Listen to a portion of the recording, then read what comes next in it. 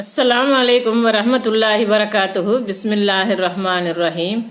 அன்பான சகோதர சகோதரிகளே, நாம் இன்று காணவிருக்கும் தலைப்பு பிறருடைய மானம் புனிதமானது, பாகம் 4.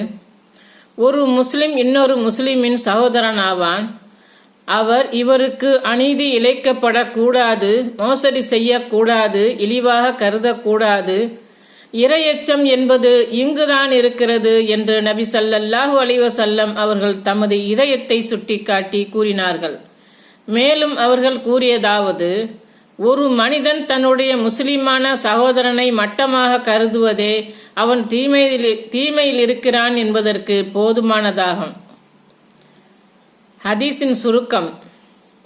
அபூ ஹுரைரா ரலியல்லாஹு அன்ஹு, நூல் முஸ்லிம் 5010.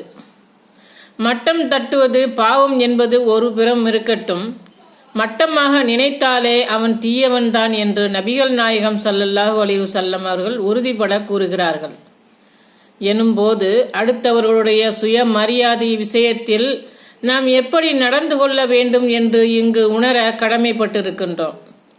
ஒரு முஸ்லிம் இன்னொரு முஸ்லிமின் மீது எண்ணத்தில் கூட தூய்மையான எண்ணம் கொள்ள வேண்டும் என்று நபி ஸல்லல்லாஹு அலைஹி வஸல்லம் அவர்கள் கூறும்போது, நாம் இதையும் தாண்டி ஒருவரை அவமானப்படுத்துகிறோம் என்றால் அது எத்தகைய பாவம் என்பதை எண்ணி பார்க்க வேண்டும். மட்டம் தட்டுதல் என்ற பாவம் ஏற்படுவதற்கான 2 காரணங்களையும் அதனால் ஏற்படும் விபரீதங்களையும் கண்டோம். இனி மட்டம் தட்டுவதால் ஏற்படும் மற்றொரு விளைவை பார்ப்போம். நாம் செய்த நன்மைகள் பறிபோகும். அல்லாஹ் தஆலா அடியார்கள் தனக்கு செய்த பாவங்கள் அனைத்தையும் அவனே மன்னித்து விடுகின்றான். ஆனால் ஓர் அடியான் இன்னொரு அடியானுக்கு துரோகம் இழைத்து விட்டால் அதை அந்த அடியான் மன்னிக்காதவரை அல்லாஹ் தஆலா மன்னிப்பது கிடையாது.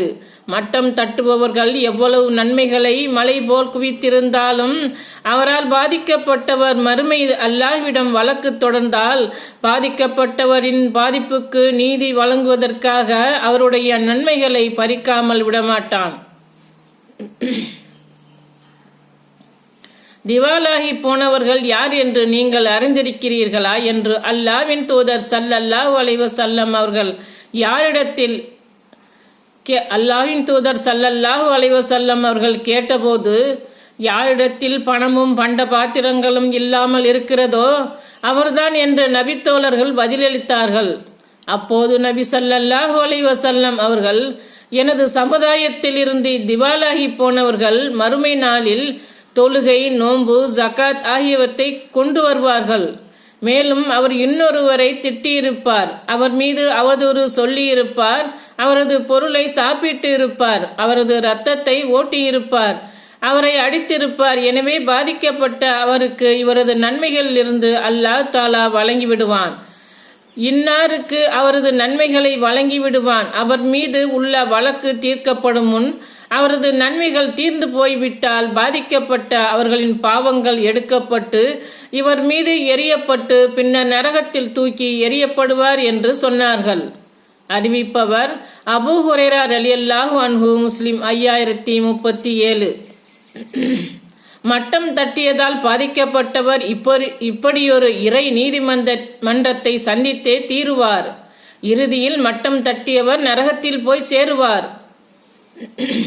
மட்டம் தட்டுதல் என்ற பாவம் என்ன அப்படியொரு பெரிய பாவமா என்று நினைப்பவர்களுக்கு அது நரகத்தில் கொண்டு போய் சேர்க்கும் பாவம் என்பதை மேற்கண்ட ஹதீஸ் உணர்த்துகிறது.